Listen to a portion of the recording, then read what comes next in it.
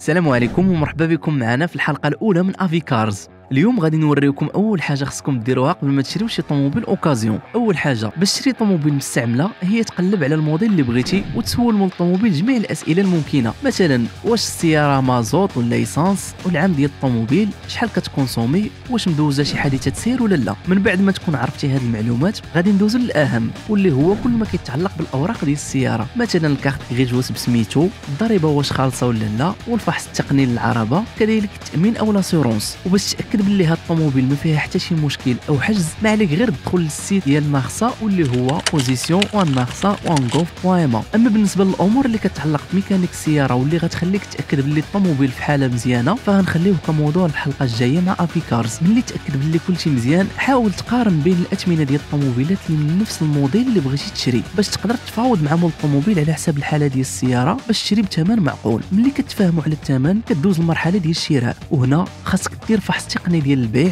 ومن الاحسن انت اللي تختار مركز الفحص اللي كتثق فيه باش يعطيك بالتدقيق الحاله ديال الطوموبيل. ايوا ما تنساوش تابوناو معنا باش تشوفوا المزيد من النصائح في الحلقات الجايه وتتعرفوا على مراحل شراء سياره بالتفصيل.